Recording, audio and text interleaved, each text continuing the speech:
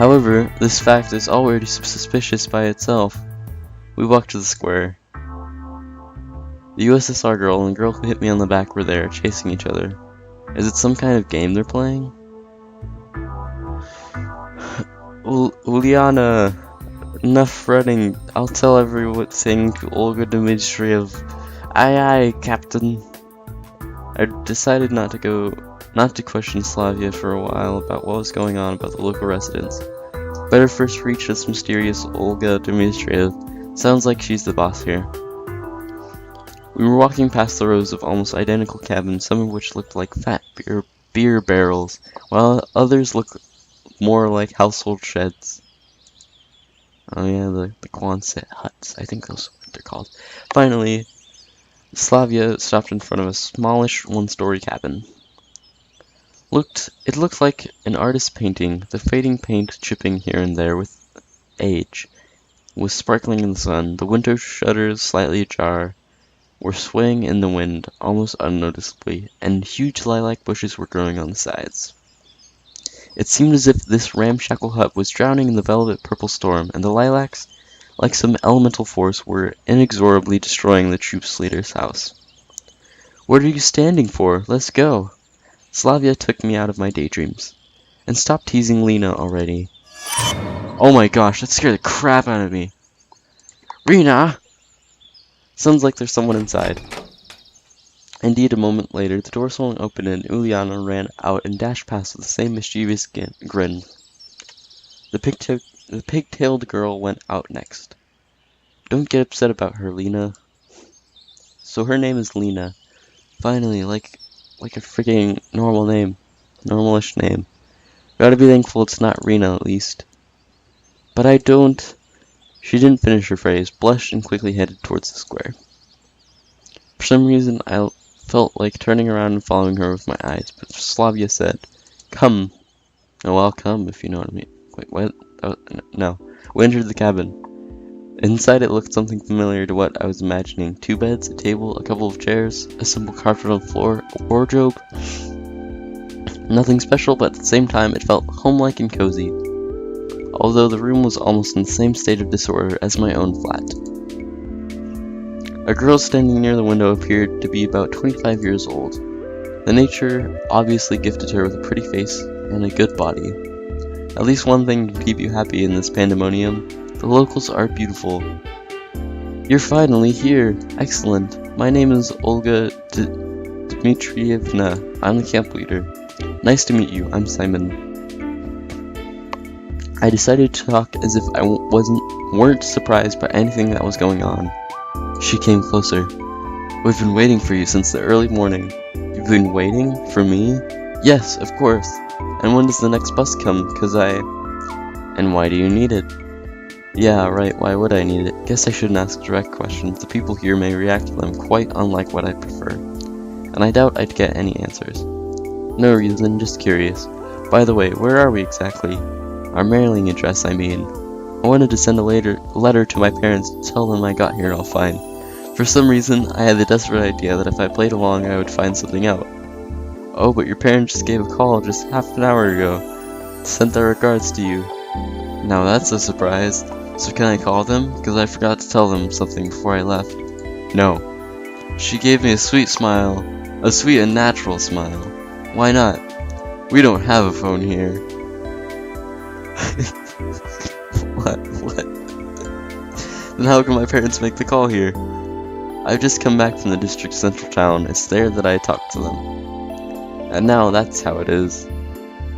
"And can I somehow get to the town?" "No." She kept the same smile. "Why not?" "Because the next bus only comes in a week." I decided not to inquire how the troop leader managed to get there and back. I would get no answer anyway. All this time, Slavia was standing next to me and seemed to find nothing odd in our conversation. "Oh, we need to find a uniform for you. I've got absolutely no desire to put on a uniform, to put on you pioneer shorts, and to wear the ridiculous red neckerchief. However, wearing winter clothes in summer is not a great idea either." "Right, thank you. I wonder if I'm the only one here who finds it strange that someone's wearing coat and winter boots in such heat." "Righty right, I'll be off then. You can get yourself acquainted with the camp." Don't forget to come to dinner in the evening." Having said that, she walked out of the cabin. No, walk is not the right word, she rushed out. I was now alone with Slavia. I must go too. Got things to do. Have a walk, look around the camp a bit. See you in the evening. If there was no catch or menace to that, then in this reality, in the person of Slavia, becomes more and more something to be fond of. For the first time today, I realized that it was awfully hot here. Although, obviously, my wither clothes were to blame for that. I took off my coat and dropped it onto the bed, and my pullover went after. I was now wearing only the t-shirt. Only the shirt. That's much better. All I could do now is follow the advice and go look around the camp. I'll try to find something out there in the meanwhile. Passing the local residential district, I saw a pioneer guy coming my way. It was really a pioneer guy, not a pioneer girl. Apparently there were men even in this Amazon's kingdom. Hello, you're new here. You must be Simon, right? And how do you...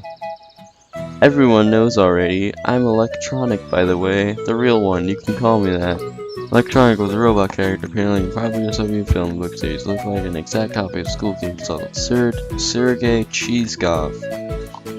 I'm Electronic, the real one. Things were going from crazy to completely insane. Alright. Rihanna also calls me Cheese. Cheese? Why not cauliflower? Because my last name is Cheezkov. I see. Let me show you around. I accepted his offer as it would be much longer to get to know this place alone. Fine, let's go. We came back to the square again, as if there were no other places to go in this camp. Lena was sitting on one of the benches, reading some book. Electronic confidently approached her. Hello, Lena. Meet the new guy, Simon. He started briskly. Hello. Well, you can say we've met, in a way. Yes.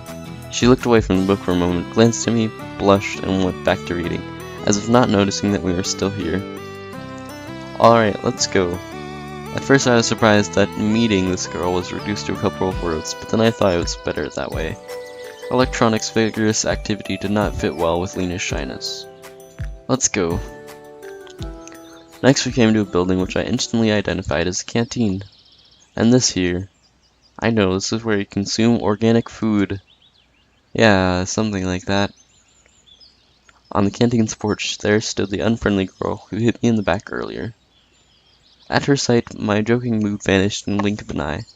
Really, now is not the best time to pull this guy's leg, even though he is quite humorous. Hilarious humor. I didn't read what it said. First, I need to figure out what's what here, or at least where I am. Her over there, that's Lisa Devashkivaya. Be cautious around her. He was speaking in a whisper. Don't ever call her Jvache. She doesn't like that. Dva means two in Russian. The whole nickname sounds exactly like Tuch in Russian, a reference to the late Tuch.ru anonymous image board. What did you say? What did you call me? I'm gonna beat you up! She must have heard them. In the blink of an eye, Elisa jumped down from the porch and dashed toward us. Alright, you'll manage from here onwards. Electronic took to his heels. We need to confront our problems. Elisa, running past, stopped for a moment and growled. I'll deal with you later. Deal with me? What did I do wrong? I added a forced, guilty smile to my word. But what am I guilty of? She made no reply and went on chasing Electronic. Looks like I'll have to kill my time alone, waiting for the dinner. I decided to go east, at least in the direction where the east would have been in my world. Soon after I found myself near a football pitch. The game was in full swing here. I guess watching it for a bit wouldn't do any harm. In my childhood and in the teen years, I was not a bad player myself, and even thought of going professional. But a few injuries in a row killed my desire to risk my health for the sake of an uncertain chance in the game. For Americans, it's soccer, but for everyone else, it's football. Kids of different ages were running past on the pitch. I could see a boy of about 10 and a girl of about 14 years old. A girl. Hey, that's Uliana. Alright, she plays football. What's so surprising? She seems a restless one after all. I was standing quite far from the pitch, but she still noticed me.